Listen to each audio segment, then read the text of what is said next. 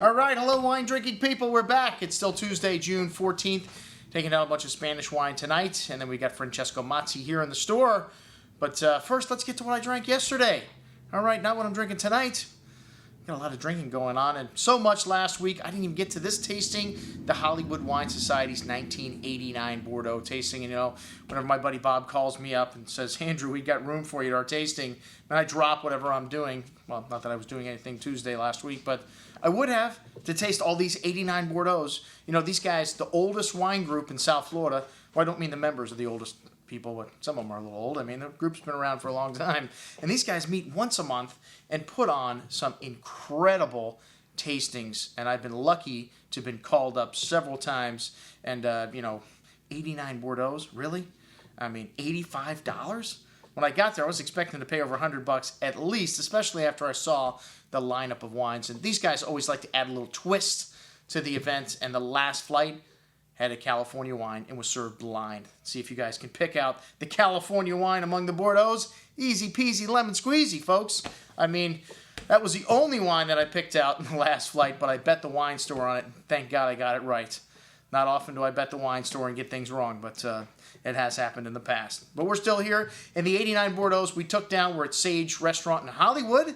And unfortunately, I didn't get to sample the food, but we do have a restaurant review coming up this week from Giuseppe Palatini. So stay tuned for that. And, let's get to these 89s that we had. The first flight was, some lesser wine. Chateau Meunier from Saint-Estèphe. Chateau Bernard de Cru from Saint-Julien. Leoville Barton from Saint-Julien. And La Dominique from Saint-Emilion. I'm sorry, did I just say lesser wines? Well, the Meunier was a little bit tired. This had a little bit of that dried earth, tobacco spice, dried meat, and a little mushroomy, kind of showing those signs of age. And 89 was a really hot vintage. So, what happens in a hot vintage? The wines show really well young. The Wine Spectator picked this as one of the top 5 vintages in the last 50 years, or at least it was on the cover of the Spectator, I think, when the 05s came out. And I wouldn't put 89 that high. 90, on the other hand, I would put up that high. 90 was equally as hot over the summer, but they had better weather at harvest. When you have heat at harvest time, it can make things very difficult. And Bob was telling us stories about how he was staying at Chateau Pavie for the 89 harvest. And, he said, look, I want you to, I want to experience the whole thing. Just tell me, what you do, I want to do. So, the owner woke him up at 1 o'clock in the morning and said, we got to cool down the fermentation tanks. So they took out the water hose and started squirting down the fermentation tanks. They didn't have the technology that we had today. Triage wasn't even going on in the 80s for the most part. There's just a few people maybe doing it in Burgundy. But, it didn't happen until the 90s. That we started sorting grapes and things like that. So amazing that we had such great wines here. Bernard de Cru, this wine was really nice. A wine that's become, one of the top level wines of Saint Julien over the last couple decades. And lovely dried herb, tobacco spice, dried meats. A bit musty there, but some nice red cherry and currant fruit showing through. Soft and smooth, really delicate on the palate with still a nice amount of fruit and notes of sage and a little tanginess and, savoriness. One of the things I love about Cabernet from Bordeaux is that savory finish. You don't get these tutti fruity wines a lot of times you get from California. All right, the Leoville Barton. This was the winner in this flight, clearly the most complex. The lovely spice box, red currant berry fruit showing on the nose, along with some black pepper spice there. Very complex bouquet. Still nice fruit on the palate, but showing those soft tannins, cigar box spice, really mature.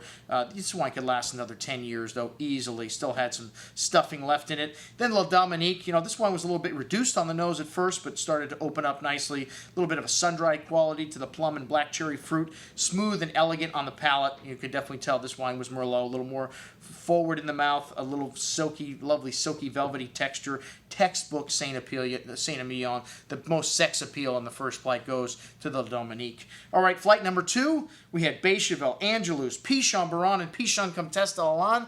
Are you kidding me, man? These were all blockbusters. This flight really showed, a little step up here from the first flight, with Bechevel kind of coming in as the, the tail end for me. Really nice wine, but the most evolved of the 4. Some lovely dried tobacco, cigar box spice there again, old leather, some earth nuance, red plum and cherry fruits.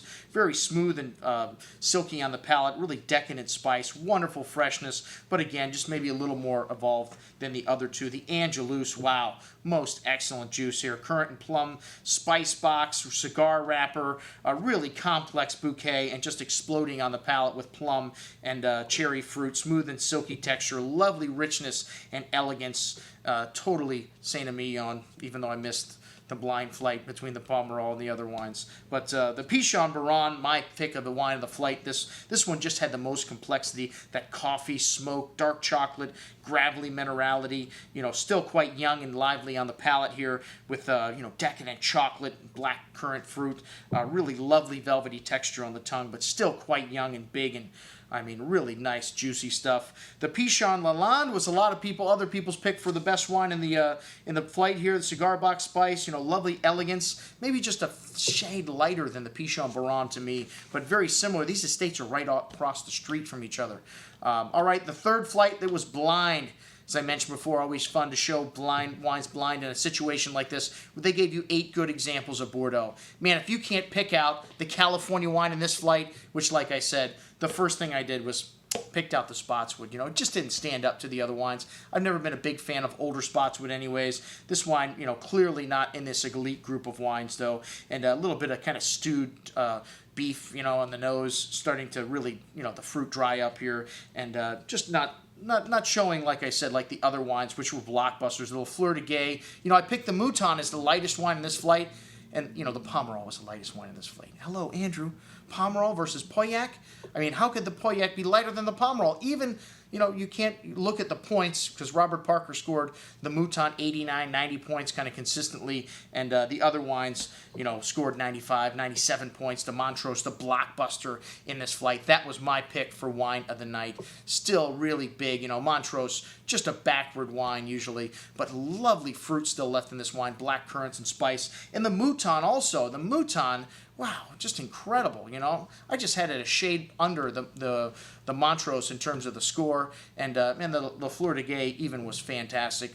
But again, the lightest wine in that last flight, other than the Spotswood, which was the clear loser. And hey, we can't finish a great Bordeaux tasting at 89 tasting without a little Sauternes. The 89 Rieusac was just beautiful, really honeyed, lovely peach, just incredibly decadent, and a lovely, almost like vanilla and kind of donut kind of flavored, silky texture on the tongue. Really lovely stuff, the 89 Rieusac. And hey, I think that's maybe the only thing we have to sell you other than the Mouton, which we have the 89 Mouton. And just for fun, I put the current pricing next to these wines. Maybe you guys want to check that out next time before you do an event or you price out one of your events. So an absolute steal. Thank you very much, folks, at the Hollywood Wine Society for the 89 Bordeaux tasting. I'm your host, Andrew Lampasoni, signing off for the Wine Watch, saying remember, always drink the good stuff first.